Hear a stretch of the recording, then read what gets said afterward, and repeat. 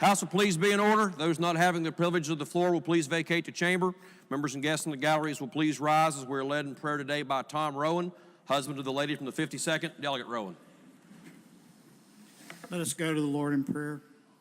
Most gracious God, our Heavenly Father, I ask your blessing upon the members of this house. I pray that you would guide each of their voices and their votes, that they might be in the best interest of all of the citizens of the great state of West Virginia. This I pray in your gracious holy name, now and forever. Amen. Amen. Members and guests will please remain standing as we are led in the Pledge of Allegiance by the lady from the 39th, Delegate Malcolm. Thank you, Mr. Speaker. Will the delegates and the staff and all the guests in the galleries join us for the Pledge of Allegiance? I pledge allegiance to the flag of the United States of America and to the republic for which it stands, one nation under God, indivisible, with liberty and justice for all. Members and guests may be seated. Reading of the Journal. Journal of the House of Delegates, Charleston, Tuesday, January 22nd, 2019. Gentleman from the 40th, Delegate Jeffries. Mr. Speaker, I ask unanimous consent that further reading of the journal be dispensed with and that it be approved as having been read. Gentleman from the 40th, ask unanimous consent that further reading of the journal be dispensed with and that it be approved as having been read. Is there objection? Chair hears no objection, so ordered. Introduction to guests. Gentleman from the 23rd, Delegate Miller. Thank you, Mr. Speaker. Today with us in the gallery, well, I've got several people from Boone County, so bear with me. We have Brandy Reese from the YWCA Family Resolve Program. We also have pages with us today from Van Middle School. We have Hope Gallman, Madison Allen, Emma Wilcox, Allison Price. They're escorted by Reverend Tom Price, Misty and Todd Price, Melanie Harper Allen, and Sean Smith. Also, we have from Van High School, Alex Mullins, Delaney Maynard, Carly LaFouche, and Kinsley White, who is escorted by the resident Santa Claus for the area, Rusty Mullins. If they would all stand to be recognized and the House make them feel welcome.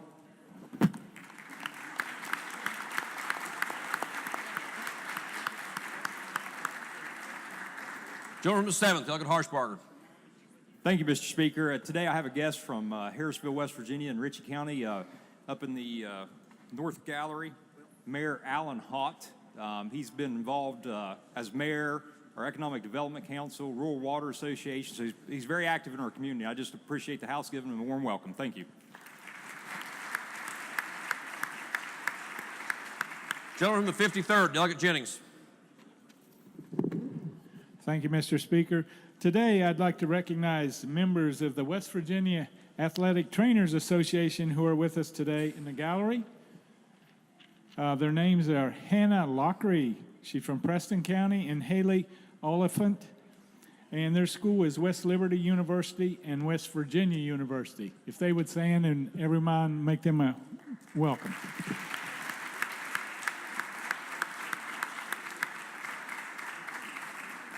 Gentleman from the 14th, Delegate Butler.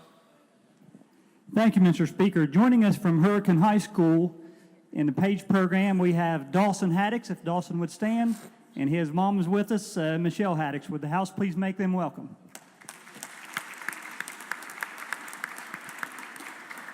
Gentleman from the 37th, Delegate Pushkin. Thank you, Mr. Speaker. On behalf of the delegates from Kanawha County, Boone County, and Clay County, I would like to welcome representatives from the YWCA Resolve Family Abuse Program. Please make them feel welcome.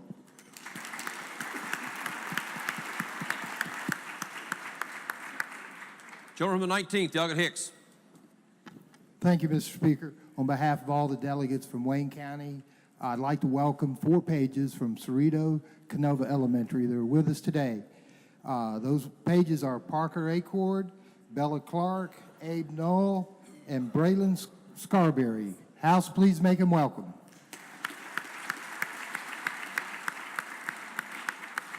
Gentleman 26, Delegate Evans. Thank you, Mr. Speaker. I'd like to welcome a dear friend, a science teacher from the Lincoln County area, Bill McLeod, and his wife, Julie, are in the gallery somewhere. Would the House make them feel welcome?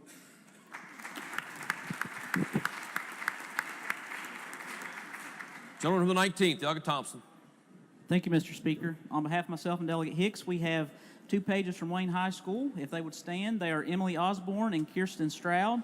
We also have some members of the Wayne County and Cabell County Education Association in the South Gallery.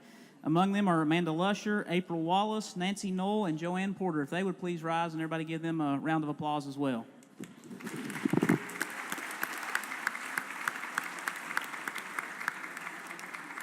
Gentleman from the 17th, Doug Lovejoy. Thank you, Mr. Speaker. Also in the West Gallery, we have Cabell County teachers and CCEA members Vera Miller and Brett Masters, if they could stand and be recognized.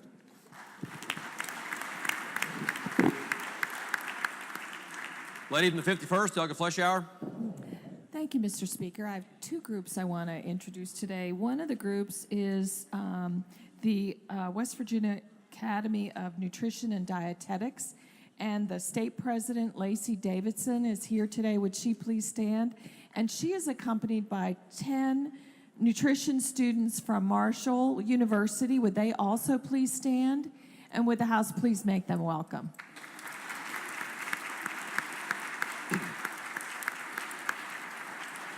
Lady from the 3rd, Delegate Storch. Thank you, Mr. Speaker. In the gallery to my left, I see David Hanna, who is a professor with West Liberty University, and his students. I'd like to ask them to stand, and the House please make them welcome. Thank you.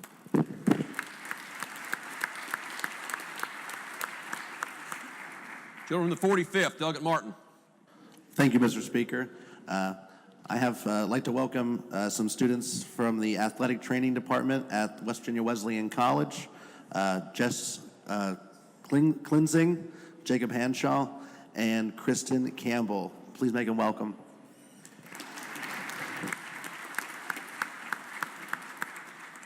Gentleman from the 42nd, Delegate Campbell. Thank you, Mr. Speaker. On behalf of Delegate Lavender Bow and myself in our South Gallery, we would like to welcome today a member of the West Virginia Athletic Trainers Association from Greenbrier Valley Physical Therapy, covering our Greenbrier East High School Spartans. Please welcome Nick Daly.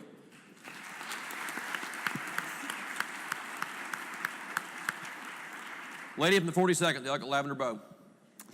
Thank you, Mr. Speaker. On behalf of myself and Delegate Campbell, I'd like to recognize representatives from the Family Refuge Center of Lewisburg. They're working today to raise awareness for domestic violence and sexual assault. Please make welcome Stephanie Keys, Deneen Fair, and Laura Martin. Thank you. Gentleman from the 16th, Delegate Hornbuckle. Thank you, Mr. Speaker. Today I would like to introduce some friends we have from the Athletic Trainers Association. We have the Marshall Sports Medicine Institute. We have Andrew DeMoss, Aaron Wingate, and Kevin Burton. House, please make them feel welcome.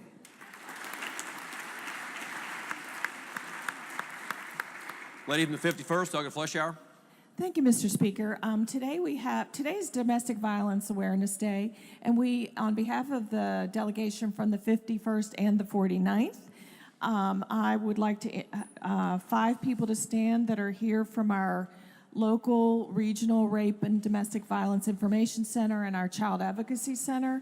Alexia Jennings, Galliana Palma, Deanna Hogue, Beverly Kelly, Deanna Lindsay, and Mariah Martin. Would they please stand, and would the House make them welcome?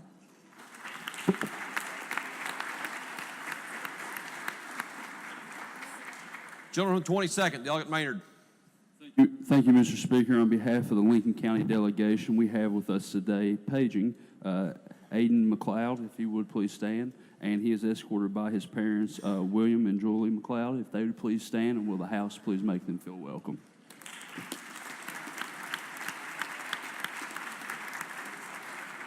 Gentleman from the 61st, Delegate Barrett. Thank you, Mr. Speaker. Joining us today from the Eastern Panhandle Empowerment Center are Katie Spriggs, Nicole Rome, and Jenna Hyde. If they would please stand in the House and make them welcome.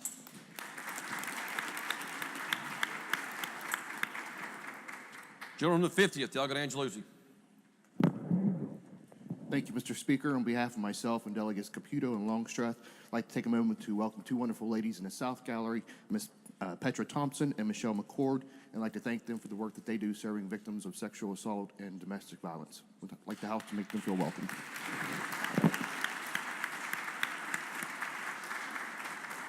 Gentleman from the 43rd, Delegate Thompson. Thank you, Mr. Speaker. Today with us in the South Gallery, I would like to welcome Margot Gilmore-Evick and Stacy Russell-Tenney. If you guys would please stand. They are here representing the Child and Youth Advocacy Center. They are directors. House, please make them feel welcome.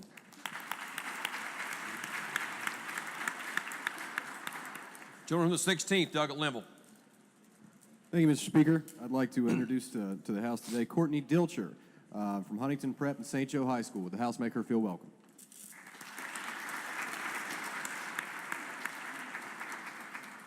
Gentleman from the 16th, Douglas Hornbuckle. Thank you again, Mr. Speaker. On behalf of Delegates Maynard, Miller, and Evans, we also have a page here today. And when I say his name, would he stand and his parents? We have Aiden McLeod from Lincoln County and his parents, William and Julie. House, please make them feel welcome. Are there further introductions of guests? If not, reports of standing committees. Committee on Veterans Affairs and Homeland Security has had under consideration House Bill 2209, allowing military veterans who meet certain qualifications to qualify for examination for license as an emergency medical technician. Reports the same back with amendment with recommendation that it do pass as amended and that the second reference to the Committee on Health and Human Resources be dispensed with. Report to be received. Lady from the 49th. Mr. Speaker, the two chairs have conferred on this matter, and I now ask unanimous consent that second reference of the bill to the Committee on Health and Human Resources be dispensed with. Lady from the 49th asks unanimous consent that the second committee reference on House Bill 2209 to the Committee on Health and Human Resources be dispensed with. Is there objection? Is there objection? Chair hears no objection.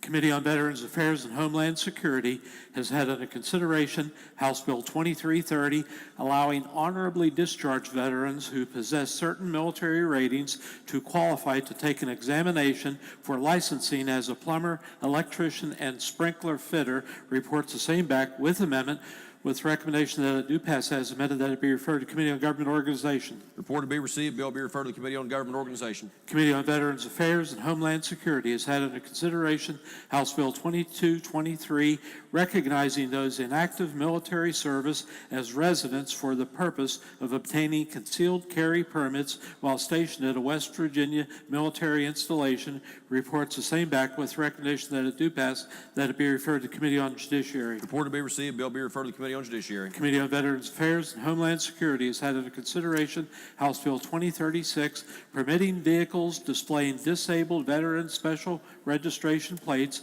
to park in places where persons with mobility impairments may park.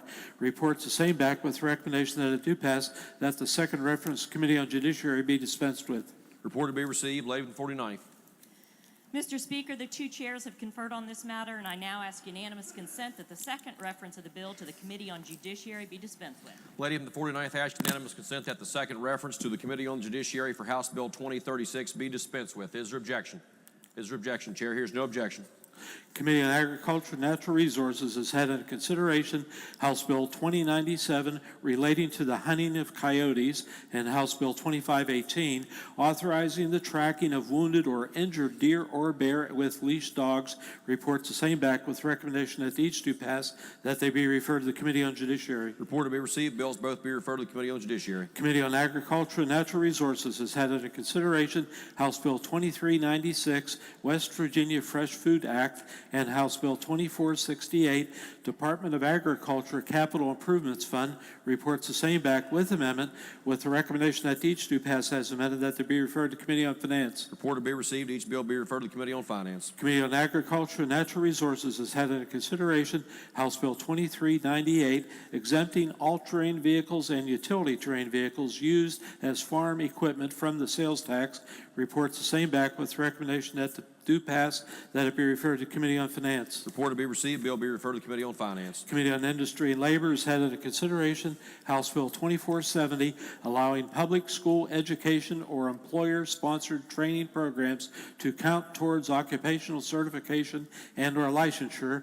Reports the same back with amendment with recommendation that each do pass as amended, that they be referred to Committee on Education. Report to be received. Bill be referred to the Committee on Education. Committee on Agriculture and Natural Resources has had under consideration consideration House Bill 2521 relating to permitting fur-bearer parts, reports the same back with amendment, with recommendation that it do pass as amended, that it be referred to Committee on Judiciary. Report to be received, bill be referred to the Committee on Judiciary. Committee on Political Subdivisions has had under consideration House Bill 2091, increasing the minimum number of magisterial districts in a county, and House Bill 2309, allowing municipalities to cancel elections when only one person is running, reports the same back with recommendation that each do pass, that they be referred to Committee on Judiciary. Report to be received, both bills be referred to the Committee on Judiciary. Committee on Health and Human Resources has had under consideration House Bill 2010 relating to foster care, reports the same back with amendment, with recommendation that it do pass as amended, that it be referred to Committee on Judiciary. Report to be received, bill be referred to the Committee on Judiciary. Committee on Judiciary has had under consideration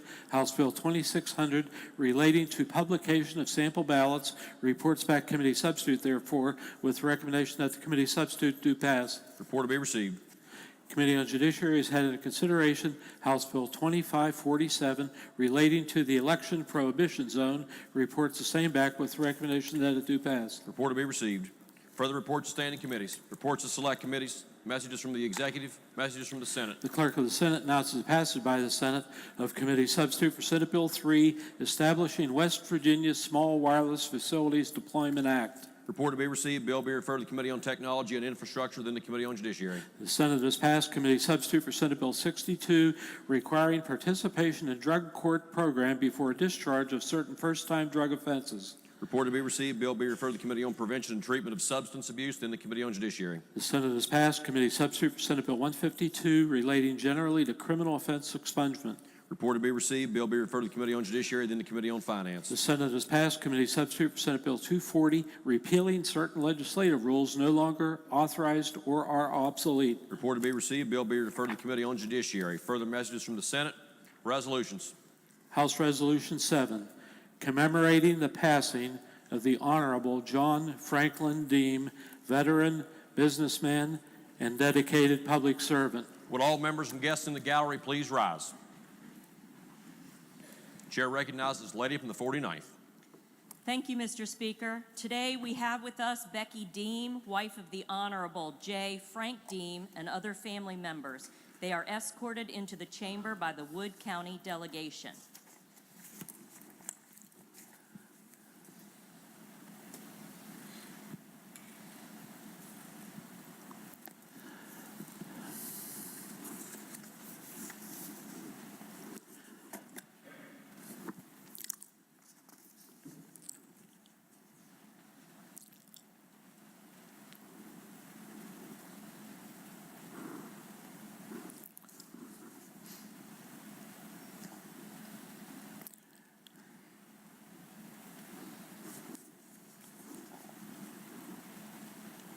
Mr. Speaker, I now ask unanimous consent that reference of the resolution to a committee be dispensed with and that it be taken up for immediate consideration and put upon its adoption.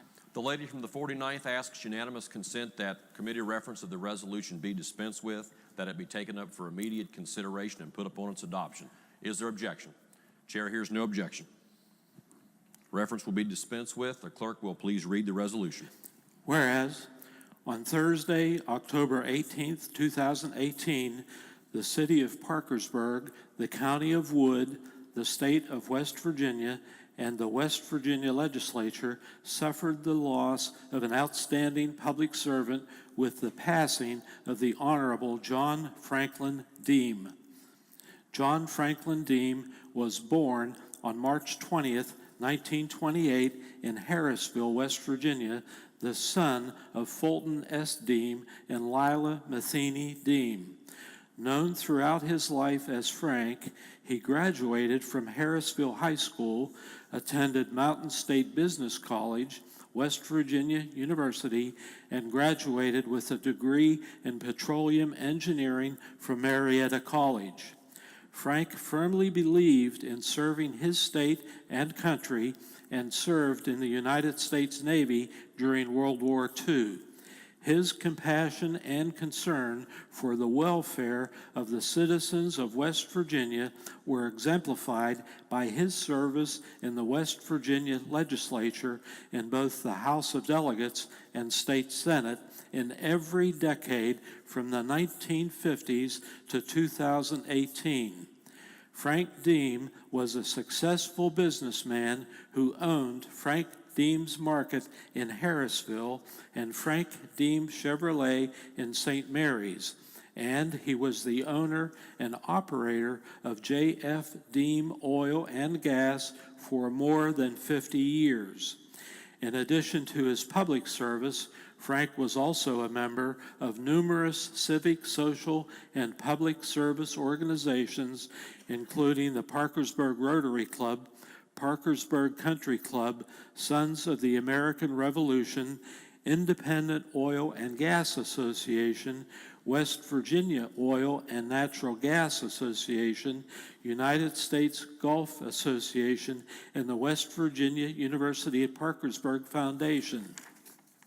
Frank gave generously of his time to his community as a supporter of the Ritchie County Golf Program, the Boys and Girls Club of Parkersburg, the Parkersburg Arts Center, and the West Virginia Symphony.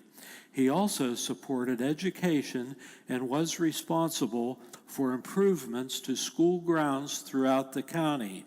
While Frank Deem accomplished much in his life, he was perhaps most proud that he designed and built North Bend Golf Course in Harrisville.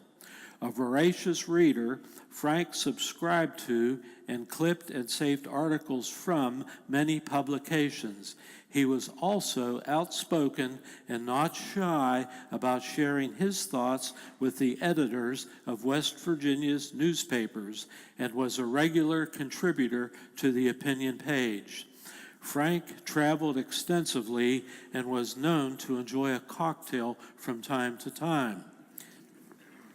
Frank is survived by his wife, Rebecca Llewellyn Deem, and 6 children, Debbie Basham, Pam Howard, Patty Snodgrass, Mike Deem, Katie Coatney, John Deem, and 2 stepchildren, Zachary Wilson and Catherine Schumann, as well as numerous grandchildren and great-grandchildren.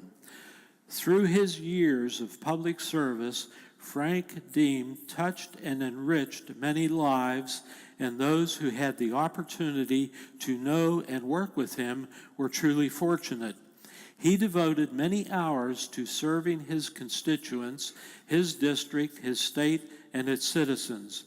His colleagues at the legislature will greatly miss his character, experience, and statesmanship, and it is most fitting that we honor his memory. Therefore, be it resolved by the House of Delegates of the West Virginia Legislature that deepest regret and sorrow are hereby expressed by the members of this body at the passing of John Franklin Deem, veteran, businessman, dedicated public servant, and friend. And be it further resolved that the Clerk of the House of Delegates forward a copy of this resolution to the family of the Honorable John Franklin Deem. The question before the House is the adoption of the resolution. A roll call has been demanded. Is the demand sustained? The demand is sustained. The question is, shall the resolution be adopted? The clerk will prepare the machine. Those in favor will vote aye. Those opposed will vote no. The clerk will record those delegates in the well of the chamber as voting aye on adoption of the resolution.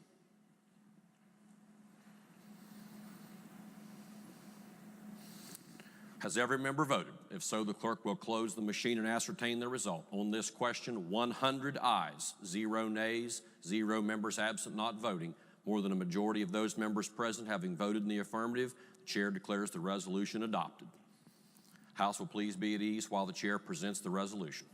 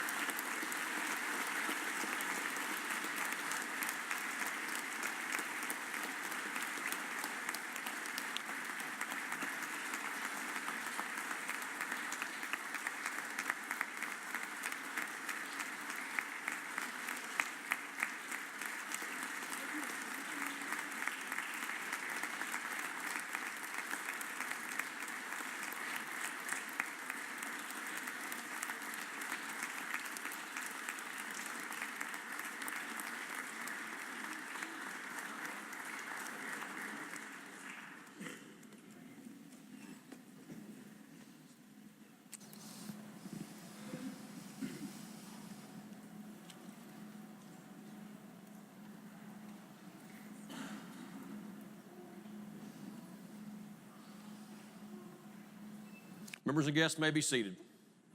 Are there further resolutions?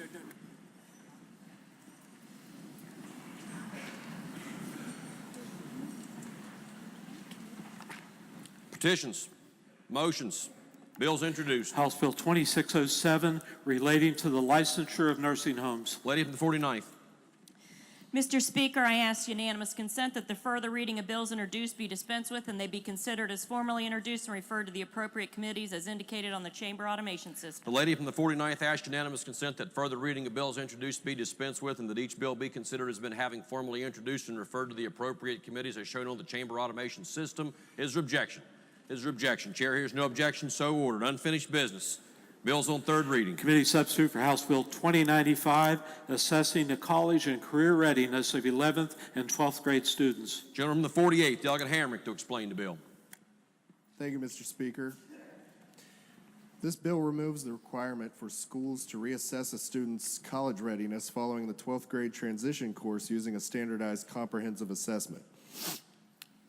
Schools may give periodic examinations of students' progress, but may not require the students to retake the college and career ready examination administered in the 11th grade or any other examination-based assessment of college and career readiness. The bill also permits institutions of higher education to use other information on academic achievement and readiness along with high school assessment data for appropriate placement in college courses. The bill allows the colleges and universities to look at multiple measures for placement and reduces repetitive testing.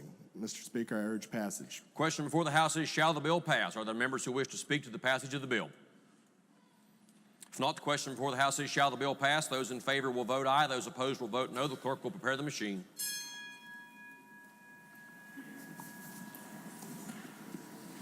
Has every member voted? If so, the clerk will close the machine and ascertain the result. On that question, 100 ayes, 0 nays, 0 members absent not voting. More than a majority of those members present having voted in the affirmative, the chair declares the bill passed. Clerk will report the title. Committee substitute for House Bill 2095. Are there amendments to the title? If not, the title is read by the clerk will be and remain the title of the bill. Clerk will please communicate the action of the House to the Senate and request concurrence therein. Next bill on third reading. Committee substitute for House Bill 2193, providing a specificus cheat of U.S. savings bonds. Gentleman 27th, Delegate Schott, to explain the bill. Thank you, Mr. Speaker, and good morning. This bill was amended yesterday, so I hope you'll recall some of the explanation that was given yesterday. Basically, U.S. savings bonds bear interest for a certain period of time, and it's not an indefinite period of time. Each bond is issued with a maturity date. This bill addresses the problem that redemption of these bonds by the Treasurer through the Unclaimed Property Act is not possible due to the United States Treasury's insistence that title to the bond actually be shown to be in the Treasurer when redemption is sought. So what the bill basically does is provide a method by which the Treasurer can obtain legal title to the bond in order to redeem it, incorporate it with other unclaimed property in the system, and then it can be subject to reclaiming by the individual who might be entitled to it. Essentially, it establishes a presumption that 5 years after the maturity of that bond, in other words, 5 years after it stopped earning interest, there is a presumption that it is abandoned. Then at least a year later, the Treasurer can file an action by which he notifies the last known, or notifies the person at the last known address of that person who had that bond registered in his or her name. And there's a procedure that allows that person to come forward, or the heirs of that person, anybody that has an interest, to claim title to the bond and then pursue redemption of that bond themselves. However, if that title cannot be, or that claim cannot be sustained, then the property, essentially the title to it, is transferred by operation of law to the Treasurer, who then redeems the bond from the United States Treasury and incorporates those proceeds in the other unclaimed property. There's also a procedure, though, in the Unclaimed Property Act for those proceeds to be claimed at a later time by individuals who learn at that point that they have an interest in that property. So the Treasurer has notified us that they already have in its possession about $500,000 of these bonds that are of no benefit to anyone. If you think of a bond, it's not like It's not like currency. It's more like an IOU. In other words, you can't just take a bond and buy a hamburger with it or anything. So you have to redeem it, and the Treasury basically requires title in order to do that. This is simply a method by which we can convert those unused bonds, those bonds that aren't of any benefit to any West Virginia resident, into unclaimed property that then, or at least allow the person the opportunity to claim them from the Treasurer. We also learned that there might be millions of dollars of these that the Treasury isn't even aware of. So this might also establish a process to identify those bonds that are registered, or their last registered registration was in the name of a West Virginia resident, and convert them into some property that can actually be useful to the citizens of the state. That's basically an explanation of the bill. Mr. Speaker, I urge passage. Question before the House is, shall the bill pass? Are there members who wish to speak to the passage of the bill? Gentleman from the 55th, Delegate Spinagle. Will the chairman yield for some questions? Chairman does yield. Certainly. So these savings bonds are typically what, Class A to Class EE bonds? Is that what the intent of the legislation is? There are a number of different series of bonds. This would cover any and all series that have been issued. So they, for example, let me give an example. My grandfather used to give me like $50 savings bonds for a birthday present or Christmas, and I don't know, they would range anywhere from 30 to 40 years. Those are the type of bonds that we're sitting here talking about in this action. Is that correct? If you haven't, if those bonds have been turned over, let's suppose they were left in a safe deposit box, perhaps not yours, but maybe your grandfather's, and the bank turns them over to the treasurer. Treasurer can't do anything with them and maybe not even be able to notify you initially. So this establishes a process by which those bonds could be converted into unclaimed property, then subject to reclaim by heirs and so forth through the normal process that the treasurer uses for unclaimed property. And it's my understanding that the concern, or I guess the issue is, there was a Kansas court case where the United States Treasury is basically sitting on $14 to $16 billion of unclaimed savings bonds in the United States. And they are holding it, not wanting to disperse those monies back to the states. Is that what this is attempting to do? I believe Kansas was the pioneer in this effort, yes. Okay. And the way, I don't necessarily have a problem with the intent of the bill. I guess the issue that I know I have some that are past maturity bonds, and I know I have some that are not. And so if it's 5 years after maturity, then immediately the state of West Virginia is grabbing my savings bonds and holding them and putting them through unclaimed property. Not without a due process hearing in the court. They have to go to the Kanawha County Circuit Court, notify whomever is the registered owner. Well, first of all, in your case, they probably would never have possession of those bonds to begin with, and probably have no knowledge of their existence, because the registration is in the United States Treasury, not with the West Virginia Treasury. Well, I had an opportunity, because I was asking the treasurer yesterday, or assistant treasurer on this, and they didn't take a position on this bill primarily because of the 5 year after maturity. It's their understanding that the Treasury has everybody's name, social security numbers, who's on these bonds, so they can get that information if they wanted to. There's going to be, we're talking over $100 million worth of U.S. savings bonds in West Virginia. I mean, who's paying for the court costs and the filing actions to go after $100 million in the Kanawha Circuit Court? The provision in the bill allows the treasurer, if he is able to successfully obtain title of those bonds and redeem them from the U.S. Treasury, to offset any costs associated with that and then deposit the net proceeds into the unclaimed property fund. So if I have a $500 savings bond, for example, after court costs, I'm not going to get anything. Well, you would be, if it was in your name, you'd be notified before that subsequent redemption through the court hearing. Okay. Mr. Speaker, the bill. Proceed. And I appreciate the chairman doing this. The issue that I take with this bill, and I think this is a bad bill, and I think you're all going to get a lot of telephone calls on this bill, is it's 5 years after maturity. Not when you're dead, and not when the bonds are placed over, they can't find the holder of it. The treasurer has about $450,000 worth of treasury bonds, but they go in when people die and they go in unclaimed property, they go to the banks and they draw out these safety deposit boxes and they have these bonds. They're the holder, they're not the owners of it, they just have possession of it. So to get ownership of it, This legislation is going to act and say every bond in the state of West Virginia 5 years after maturity, the state of West Virginia now owns. That's cheap. That's the document that we're using.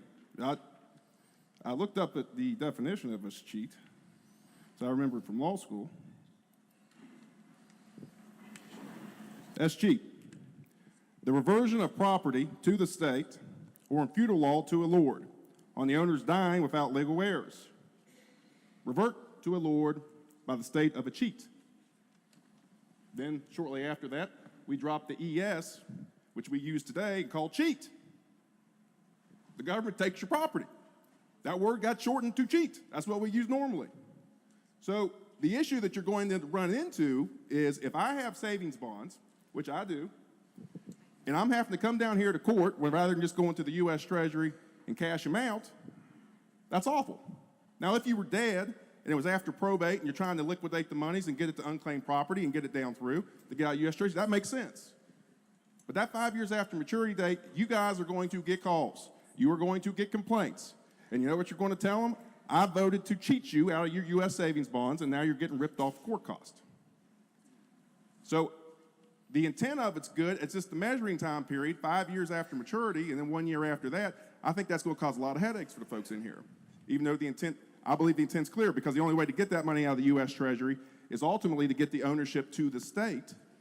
But the person should be dead at least. I shouldn't be alive and have to go through the unclaimed property to get my savings bonds. So that issue is going to cause headaches. I think it's a bad bill, and I'm going to be voting no. Lady from the third, Douglas Storch. Thank you, Mr. Speaker. Will the chairman continue to yield? Chairman does yield. Certainly. Thank you. I'm trying to wrap my head around this, and the genesis of where I get conflicted is I had a situation where I got notification through the treasurer's office through unclaimed property that I had 4 unclaimed properties submitted to them. And I, like the gentleman from the 55th, have several savings bonds that I haven't cashed in or whatever yet. But I'm thinking every time one of these, and I don't know where their maturity dates are because they vary, as you know, from duration, from nominal 12 years at one point to 18 and whatever. So my concern is that, like I said, I just recently received 4 notifications of unclaimed property. I haven't moved. My email address hasn't changed. And I think I'm pretty accessible in the state. Every constituent can find me, but apparently whomever had these monies to turn over to the state treasurer never were able to locate me, I guess, because they went into the unclaimed property. But my question is, how is the tax consequence going to be handled? Because there is a tax consequence, because when you purchase the bonds, if you purchase a $500 bond, you purchase it at $250. You purchase a $100 bond, it's purchased at $50. So that appreciation is normally, and that's honestly why I haven't cashed many of my bonds, my children's bonds, because my children can cash their bonds when they're on their own dime and their own tax returns. So how is that appreciation going to be handled for the tax consequence that would be subsequent to come? Okay, well, first of all, let me admit that I know enough tax law to be dangerous, okay? My understanding, first of all, I don't think U.S. savings bonds, the interest earned, are subject to West Virginia tax, so I think that's not an issue. The question is whether it's subject to any income tax. I assume that there would be and I'm not certain of this, okay? I assume that if you redeem that bond through the Treasury, you would have to report the income that's earned over and above what the cost of that bond was. I'm assuming that's correct unless there's some exception or exclusion in the tax law for interest on U.S. savings bonds. I don't know the answer to that. So, it wouldn't change by virtue of this bill. What would happen, let's suppose somehow the treasurer of this state became aware of one of your bonds and it was over 5 years past maturity, and then a year later they brought an action in Kanawha County Circuit Court.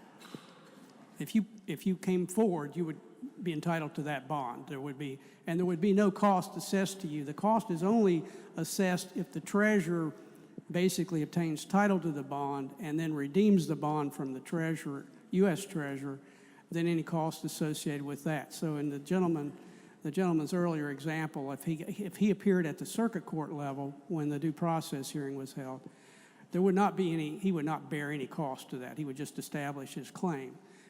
In all likelihood, the treasurer wouldn't pursue that if they were aware, if the bond is in his name and he was notified, there wouldn't be any.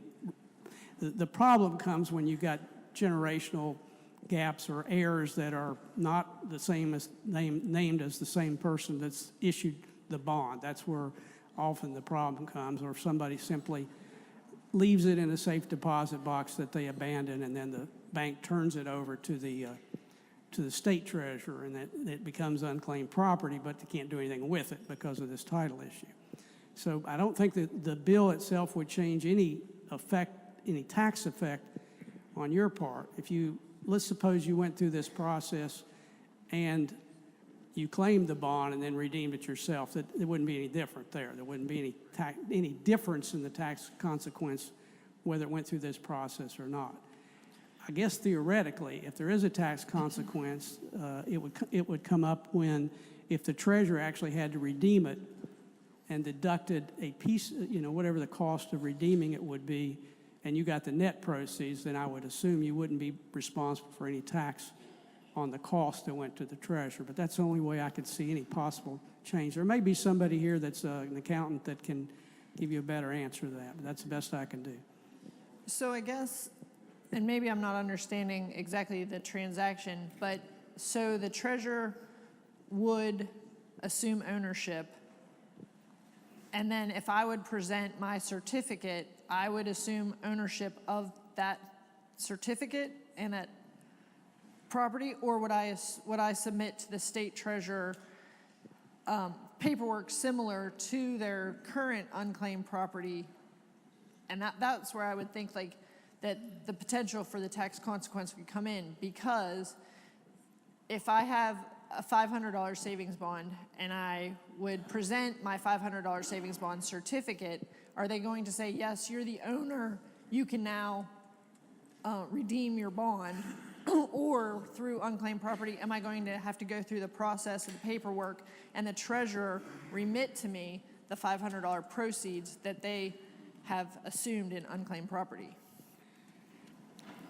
I assume what would happen, if you still have possession of the certificate, the bond, then I don't know how the treasurer would ever have anything in its possession to proceed under, okay? Right. The problem comes if they've actually, in this case, they've got about $500,000 of possession of the certificates. So that's the immediate issue. What gets a little bit complicated in the future is, my understanding is they don't issue certificates anymore. It's all an electronic registration. You actually buy it online.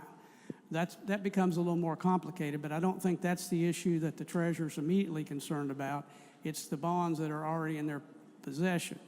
My understanding is, under this litigation that Kansas has initiated, is that there's some effort to identify these electronic registrations and determine if those people still are in possession of the evidence of the ownership of those bonds. But if you have the certificate, I can't imagine a situation where the treasurer would attempt to even initiate the first step of the process.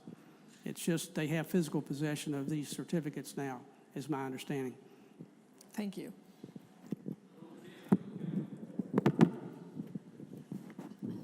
Gentleman, you. Thank you, Mr. Chairman. Yes. Just a simple question for a guy who's kind of simple about some of these things. Several years ago, I bought savings bonds for my children. Those bonds have probably laid dormant in a safety deposit box or a drawer or somewhere for some 30 years. With the passage of this bill, very simply, are we creating an avenue for the state of West Virginia to lay claim to those bonds? No, we're not. We're not. If they would obtain, let's suppose those bonds were in somebody else's safe deposit box, and those bonds were turned over to the treasurer because they were not claimed by the owner of that box, or the owner of that box was not located, then this would provide, pardon me, an avenue by which the treasurer could convert those bonds into cash that then would be handled just like any other unclaimed property. In other words, if there were cash in that savings, in that safe deposit box, and bonds, obviously the cash would be held in the unclaimed property process, subject to being reclaimed, and I'm sure you're familiar with the way they advertise and so forth and notify people. But they can't do anything with the bonds at this point. Now, if they wanted to proceed against those bonds, then what they would do is, depending on who the registration was in your case, the grandchild, then they would notify the grandchild that there's an issue with title to those bonds, and the grandchild would then be able to come forward and claim the bond through that process without the treasurer having to go forward and redeem it, and then your grandchild would have the ability to redeem the bond themselves. Keep in mind, they've stopped earning interest, so it's really, you're just giving the government your money, so it's in your best interest to proceed and have those bonds redeemed. Thank you, Mr. Chairman. It's still just clear as mud. Well, the answer to your question is no, it would not provide a method for them to get those bonds, but if they became unclaimed at some point and possession of those bonds went to the treasurer, then yes, it would provide a way for them to convert them into cash and then proceed just like they're any other unclaimed property. Thank you. Hopefully that helps. Lady from the 49th, Delegate Summers. Would the chairman yield?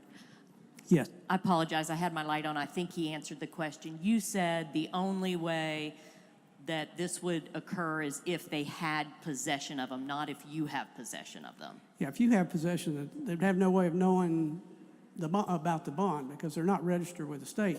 Now, at some future date, they may get access to that information and then would follow up with you and say, this bond is not mature. This bond is matured. You need to do something with it. And if you ignored that, contact. The state still could do that even though it's in my possession. I thought if it went to unclaimed property, then they could do that if it was after 5 years of the maturity date. And that's the situation currently. I'm just speculating as to what could happen in the future if they do not have the knowledge of your bond right now. And unless Okay. they have the possession of that bond, they can't do anything with it. Okay, thank you. Yeah. The gentleman from the 32nd, Delegate Fast. Thank you, Mr. Speaker. Apologize for my froggy throat. I rise in support of the bill to maybe address some of the concerns that have been raised. Those were concerns that were raised in judiciary when we debated this bill. The question came up, you know, if Grandpa has a drawer full of U.S. savings bonds, are they just going to automatically escheat to the state of West Virginia? Or if my mother bought my grandmother a U.S. savings bond and my daughter doesn't even know that it has matured, could that savings bond escheat to the state of West Virginia automatically?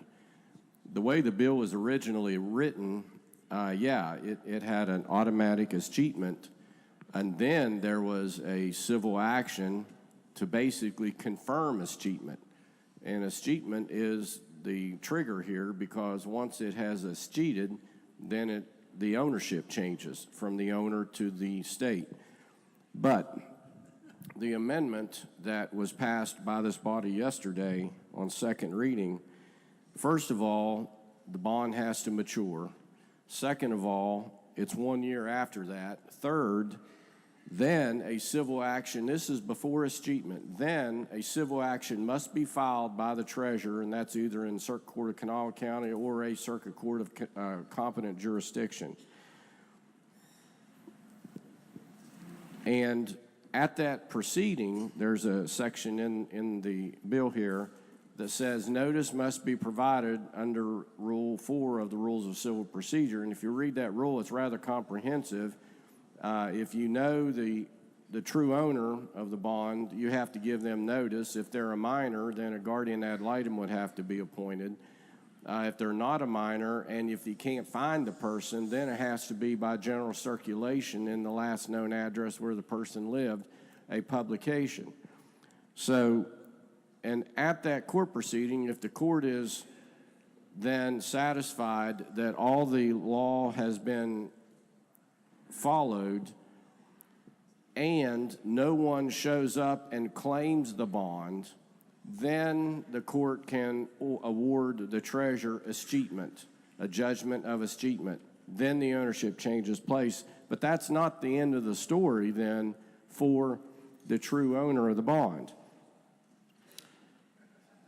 Once escheatment takes place, then the treasurer can redeem the bond. That still doesn't mean the true owner is out completely. The treasurer can then redeem the bond and basically convert it into cash.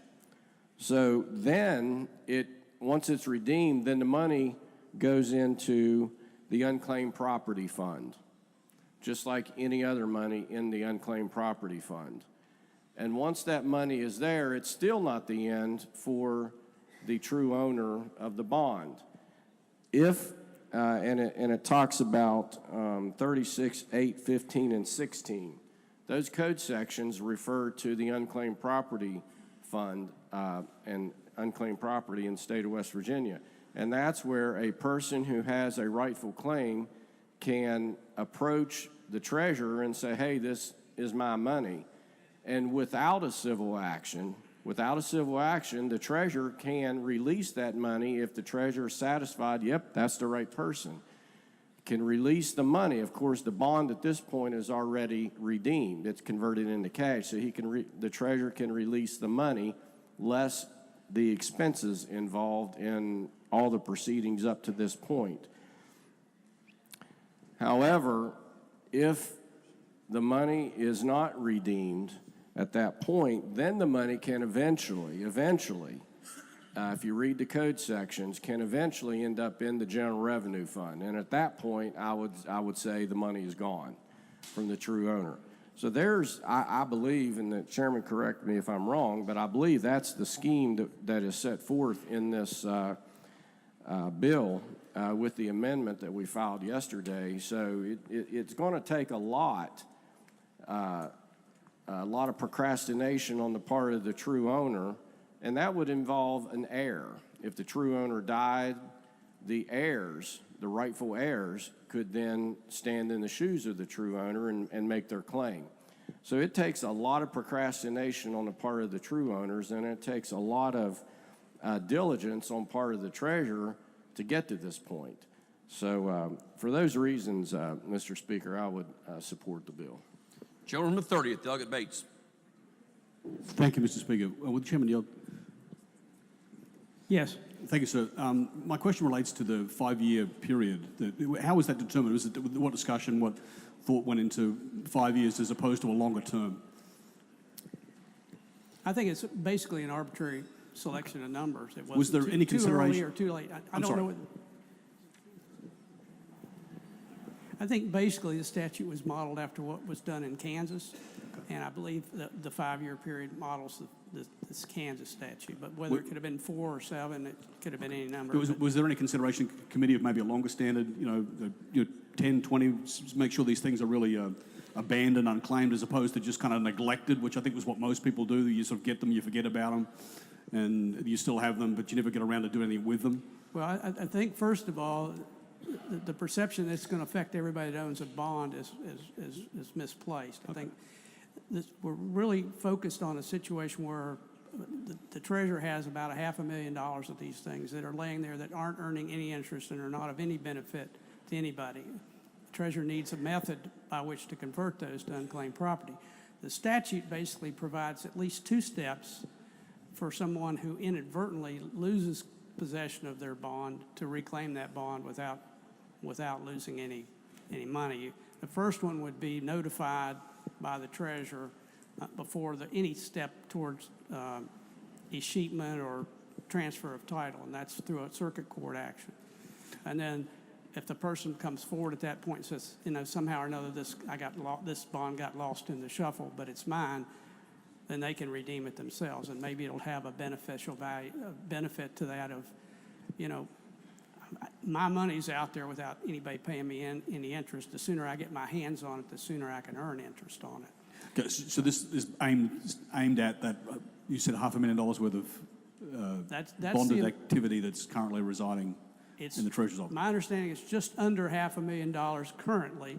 Obviously, this is an It could be ongoing more. process, as the bank could send some in tomorrow and change that number, but Thank you. that's the number now. Thank you, Mr. Speaker.